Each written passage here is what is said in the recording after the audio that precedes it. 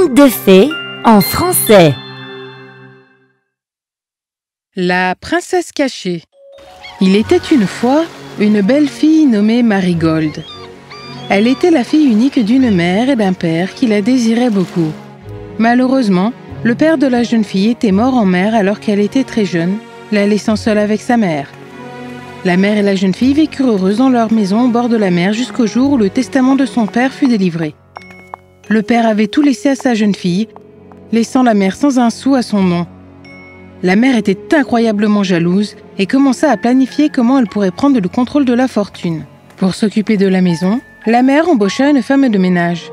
Finalement, la servante découvrit la richesse de la fille et commença à les voler lentement. Marigold aimait la servante, mais elle se sentait un peu mal à l'aise autour d'elle et elle ne pouvait pas comprendre pourquoi. Un jour, Marigold alla dans la chambre à coucher à la recherche de sa mère. Elle découvrit rapidement que la femme de chambre empochait certains de ses bijoux. La femme de chambre courut droit vers la maîtresse de maison pour s'assurer qu'elle ne savait pas ce que Marigold avait vu. « Madame, j'ai nettoyé les chambres et ciré le plancher de la cuisine. » « Très bien. Avez-vous vu ma fille, Marigold, cet après-midi ?»« Non, madame. Pourquoi me demandez-vous ?»« Elle court dans cette maison remplie de bonheur sans se soucier du monde. C'est dégoûtant. » « Je croyais que vous aimiez votre fille. » « Un jour, il y a longtemps, j'ai ressenti de l'amour pour elle, mais maintenant sa richesse éclipse la mienne. Et cet amour s'est transformé en jalousie, en haine. » « Ah, je vois. Moi aussi, je déteste cette fille. » »« Alors, on a un point commun. » »« Peut-être que la fille pourrait disparaître. » »« J'aime votre façon de penser. » »« Bannissons-la du royaume. On n'entendra plus jamais parler d'elle. » »« Brillant. » »« Madame, votre fille viendra vous voir avec des histoires à mon sujet. Mais je dois vous dire... » »« Ce n'est pas nécessaire. Je sais que ces paroles sont des mensonges. Elle ne peut pas me convaincre de quoi que ce soit de mauvais, et encore moins de quelque chose à propos de vous.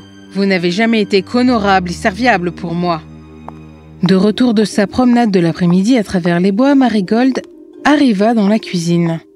« Mère, je t'ai cueilli un panier de framboises. Elles sont délicieuses. »« Elles sont viles et sales.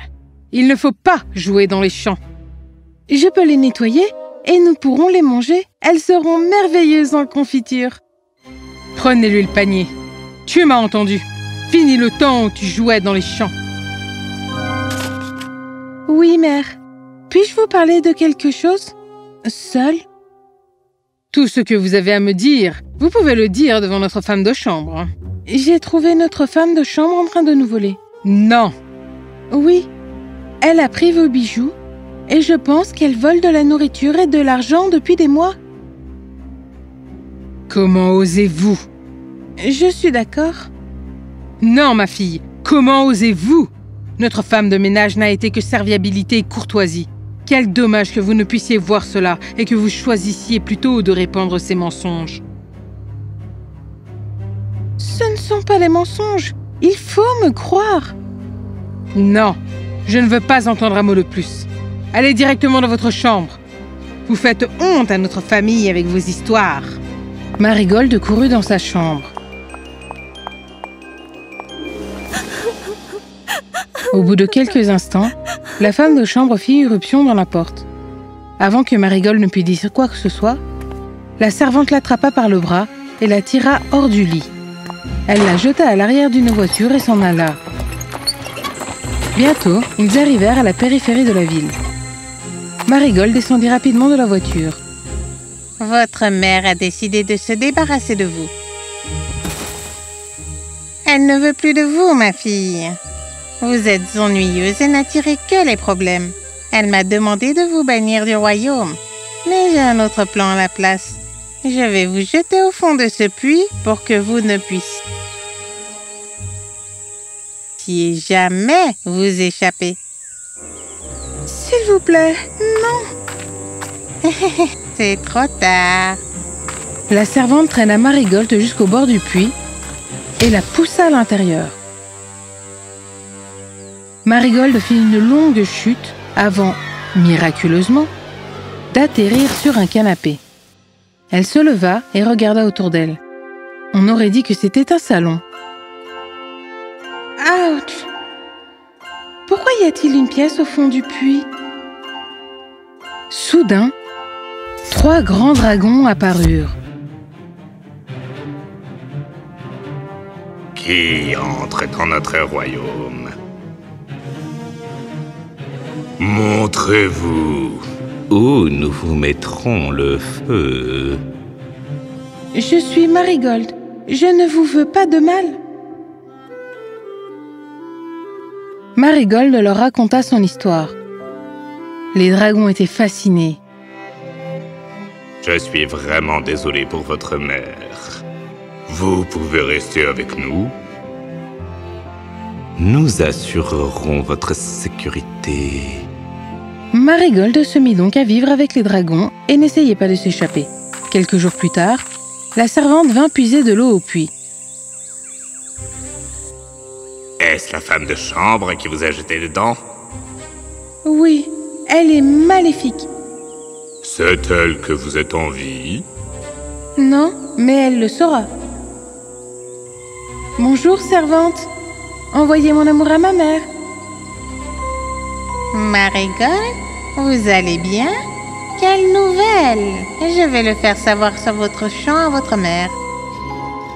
Madame, je dois vous avouer que je n'ai pas banni votre fille. Je l'ai piégée au fond d'un puits. Désolée, je voulais qu'elle parte sans avoir la possibilité de revenir. Vous m'avez trompé. Elle n'est pas blessée, mais elle pourrait s'échapper. Ce n'est pas possible. Je dois faire quelque chose. La femme fit appel à une vieille amie maléfique, une fée qui pouvait jeter de terribles sorts.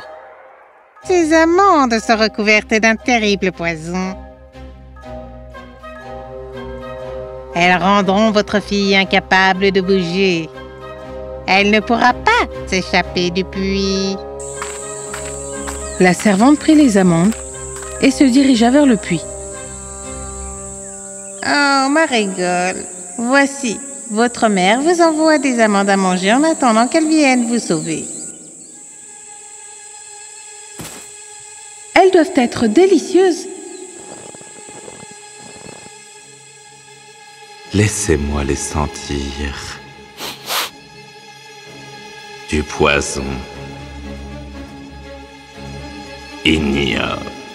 Elle essaye de vous empoisonner. Ne mangez pas les amandes. Pitié, j'ai pensé que ma mère pourrait être trop gentille pour une fois. Peut-être la prochaine fois. Le lendemain matin, la femme de chambre revint chercher de l'eau et s'attendait à voir Marigold endormie à cause des amandes. Mais... Bonjour, servante. Envoyez mon amour à ma mère. Non, c'est impossible. Paniquée, la servante retourna vers la femme. Madame, je suis désolée de le dire. Marigold n'a pas mangé les amandes.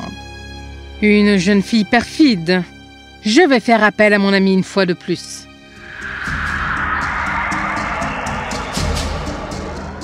J'ai confectionné une robe rouge qui empêchera Marigold de bouger une fois qu'elle la portera. Elle ne pourra certainement pas s'échapper du puits, car elle sera dans un très très profond sommeil. La servante prit la robe rouge et se mit en route pour le puits. Marigold, votre mère vous a envoyé cette belle robe rouge à porter. Elle vous gardera au chaud pendant que vous attendez qu'elle vienne vous sauver. Marigold prit la robe rouge dans ses mains. Elle l'adorait.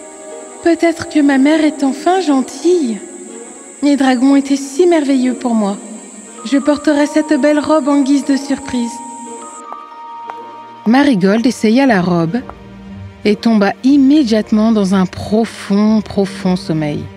Bientôt, les dragons arrivèrent et la trouvèrent allongée sur le canapé. Notre Marigold, elle est tombée malade. Non, mon ami, Je crois qu'elle nous a quittés. Elle nous a été enlevée trop tôt. Ce n'est pas juste.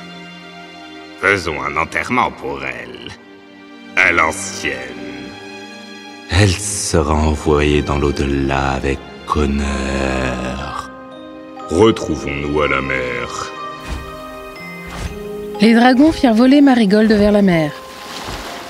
Ils construisirent un bateau et la placèrent dedans. Puis ils allumèrent des lanternes et l'envoyèrent à l'eau, comme un guerrier. Ils pleurèrent. Le bateau vogua jusqu'à ce qu'il atteigne une paroi rocheuse. Alors qu'il ôtait le mur, le bruit alerta un jeune homme à la fenêtre d'un château. Il envoya chercher le bateau et on lui emmena Marigold.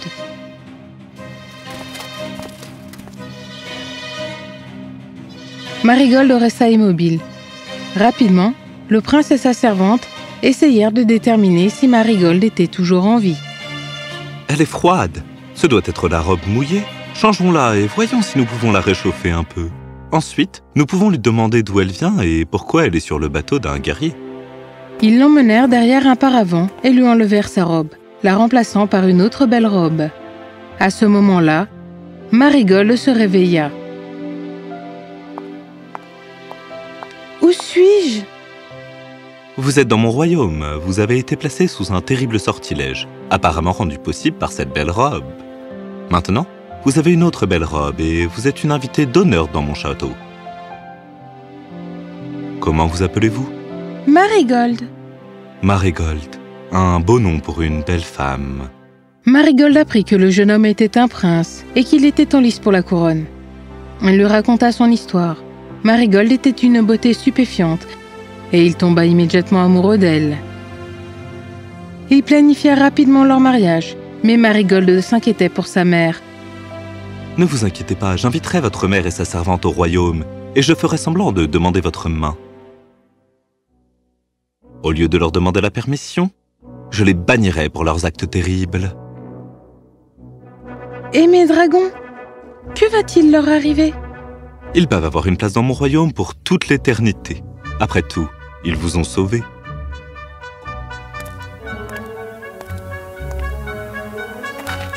La mère et la servante arrivèrent au royaume, surprises d'être invitées. J'aimerais demander la main de votre fille en mariage. Je n'ai hélas plus de fille. Elle a mystérieusement disparu. Bonjour, mère. Non, ce n'est pas possible. C'est possible. Elle a été sauvée par 3 dragons qui ont reçu les honneurs incroyables dans mon royaume. Quant à vous deux, vous serez bannis pour ne plus jamais revenir. Vous êtes des femmes ignobles. Et nous ne voulons plus jamais vous revoir.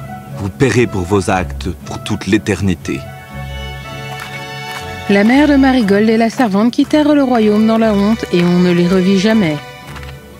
Dans le bonheur et l'amour, le prince et Marigold vécurent en harmonie avec leurs dragons et leur fortune pour le reste des temps. Fin.